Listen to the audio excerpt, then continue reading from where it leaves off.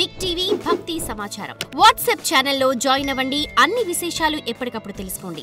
10వ రోజు అమ్మవారు అవతారం ఏ విధంగా ఉంటుంది, అలాగే పెట్టవలసిన ప్రసాదాలు ఏంటి? అయితే మనకి ఇప్పుడు రాజరాజేశ్వరి అవతారం, ఇక ఇది చివరి రోజు. ఆ రోజున ఆయుధ పూజ కూడా ఉంటుంది. ఈ ఆయుధ పూజ ఉంటుంది, ఆ రోజు దశమి ఉంటుంది. దశమి, ఆయుధ పూజ, రాజరాజేశ్వరి అమ్మవారి అవతారం ఉంటుంది. ఆ రాజరాజేశ్వరి అమ్మవారి అవతారానికి అన్నీ కూడా ముడి సరుకులు ఇవ్వాలి. ఆవిడికి చెరకు, బెల్లము, బియ్యము, కొత్తగా వచ్చేటువంటి పంటలు ఏవైతే ఉన్నాయో అవి మనకి దుంపలు ఉంటాయి, దుంపలు వస్తాయి ఈ సీజన్లోనూ, ఉల్లి వస్తుంది.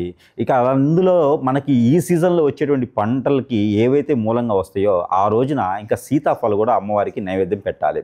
ఈ సీతాఫలం ఒకటి, తర్వాత వచ్చేటువంటి ఫ్రూట్స్, బనానాస్, ఇవన్నీ కూడా అమ్మవారికి నైవేద్యం పెట్టుకోవాలి. వచ్చేటువంటి ఫ్రూట్స్ అన్నీ కూడా అమ్మవారి నైవేద్యంగా పెట్టుకోవాలి. ఆలుబుక్రాన్ వస్తుంది, బత్తాకాయలు వస్తాయి. ఈ సీజన్లో ఏవైతే వస్తాయో అవన్నీ కూడా ఈ యొక్క అమ్మవారికి అలంకరణ చేసుకోవాలి, అమ్మవారి నైవేద్యంగా కూడా పెట్టుకోవాలి. అలానే చెరకు అయితే ముఖ్యంగా పెట్టుకుంటే వారి ఇంట్లో ఆర్థిక సమస్యలు ఏమైనా ఉంటే తొలగిపోతాయి. చెరకు పెడితే అప్పులు ఇచ్చినవి వస్తాయి, ఆర్థిక సమస్యలు ఉంటే తొలగిపోతాయి.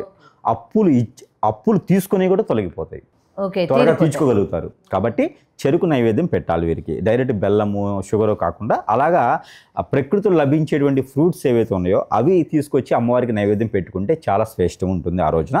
ఎవరైనా సరే ఈ అమ్మవారికి శాంతి స్వరూపంగా ఉంటారు కాబట్టి అన్ని కోరికలు తీర్చేదానికి, కొంగు బంగారం చేసేదానికి ఉంటుంది. అందుకని ఈ రోజున మనకి ఏదైతే జొవ్వి చెట్టు ఉందో జొమ్మి చెట్టు నుంచి తీసినట్టు బంగారం అని చెప్పి కూడా అందరికి ఇచ్చేసి ఆలింగనాలు చేసుకుంటారన్నమాట. బంగారం అని చెప్పేసి, బంగారము అంటే ఆలింగనం చేసుకునే దానికి ఆ జొవ్వి చెట్టే బంగారంగా మనం కొలుసుకుంటాం ఆ రోజున, ఈ దశమి రోజున. ఇకపోతే ఈ రోజున ఆయుధ పూజ కూడా చేస్తూ ఉంటారు. ఆయుధ పూజ అంటే ఏమిటి అంటే, ఈ ఆయుధ పూజలు మనము ఏ వస్తువు నుంచి అయితే బాగుపడతామో, ఏ వస్తువు మనం జీవన శైలికి, జీవనాధానికి ముడిపడుతుందో, ఇంతకుముందు అయితే మనకి పొలాల్లో దున్నేటువంటి నాగలి, కొడవలి, మనకి ఇప్పుడు వాహనాలకు కూడా పూజలు చేస్తూ ఉంటారు. ట్రాక్టరు, దమ్ము కొట్టి వాటికి చేస్తూ ఉంటారు. నాగలి వాటికి గొర్రెలు అంటారు. వాటి అన్నిటికీ అరక, ఎద్దులకి, వీటన్నిటికీ పూజలు చేస్తూ ఉంటారు. అదేవిధంగా ఇప్పుడు చేసేట సాంప్రదాయం పల్లెటూరులో ఉంటుంది.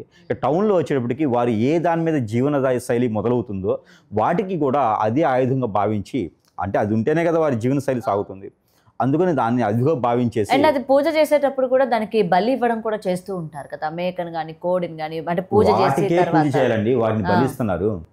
మనకి జీవన శైలి మొదలైంది వాటితో, కాబట్టి వాటికి పూజ చేయాలి. ఈ మధ్యన దరిద్రులు వాటిని బలి ఇస్తున్నారు అమ్మవార్లకి. అమ్మవారు బలి కోరరు కానీ వీళ్ళు ఇస్తున్నారు. వాటిని బలి ఇవ్వకూడదు, వాటికే పూజ చేయాలి. పూజ చేయాలంటే బలి కోరుతుంది. ఏం కోరుతుంది అంటే వాటన్నిటికీ కూడా గుమ్మడికాయ, కొబ్బరికాయ ఇవ్వాలి, నిమ్మకాయ ఇవ్వాలి, అంతమించి ఏం లేదు. పసుపు, కుంకుమ, గంధము, నిమ్మకాయ, కొబ్బరికాయ ఇవే బలి ఇవ్వాలి, అంతమించి ఏం లేదు. ఆ గుమ్మడికాయ అనేది ఇంటికి కూడా తీసుకుంటే మరీ మంచిది. సెలబ్రిటీ లాంటి వాళ్ళు వారికి వారే దిష్టి తీసుకోవచ్చు. ఎవరైనా ఉంటే కూడా వారికి సర్వెంట్ల ద్వారా అయినా వారు దిష్టి తీసేసుకొని గుమ్మడికాయని పగలు కొట్టించవచ్చు. ఆ గుమ్మడికాయ దిష్టి అనేది చాలా శ్రేష్టం ఈ రోజున. ఏది 10వ రోజున చేసుకుంటే కనుక ఆయుధ పూజ రోజున గుమ్మడికాయ కూడా దిష్టి తీసుకోవచ్చు. విరువురిని పిలుచుకొని, ఆడపిల్లల్ని, ఇంట్లో వాళ్ళందరినీ పిలుచుకొని పండగ వాతావరణంగా చేసుకోవచ్చు. అలానే అందరూ కూడా ఉమ్మడి కుటుంబంగా భోజనం చేసుకుంటే కూడా శ్రేష్టం ఉంటుంది. పెద్దలు పైన ఉండే వాటి వాళ్ళందరూ దీవిస్తారు. పెద్దలు ఎప్పుడు దీవిస్తారంటే ఉమ్మడి కుటుంబంగా ఉండేసి ఒకే ఇంట్లో పండగ వాతావరణం కనిపించినప్పుడు అప్పుడు వారు స్వర్గలోక దర్శనం అవుతుంది.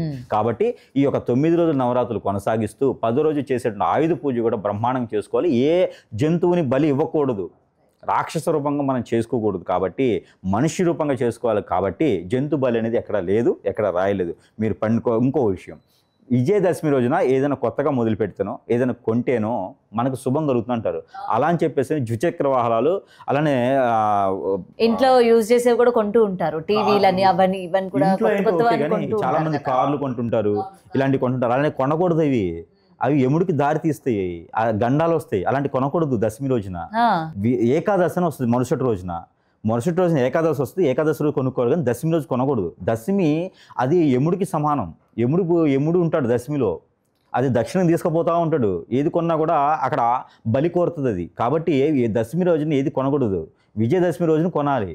అంటే ఏకాదశి వస్తుంది, ఏకాదశి రోజున కొనాలి. కానీ మన వాళ్ళంతా దశమి బాగుంటుందని చెప్పి దశమి రోజు కొంటారు. దశమి రోజు ఉన్న వాటిని దిష్టి తీసుకోవాలి. మన దగ్గర ఆల్రెడీ ఉంటాయి కదా, వాటిని ఏం కాకుండా ఉండాలి, వీటి వల్ల నాకు ఇబ్బంది కలగకూడదు, నాకు ఏ గండం రాకూడదని వాటిని పూజించాలి.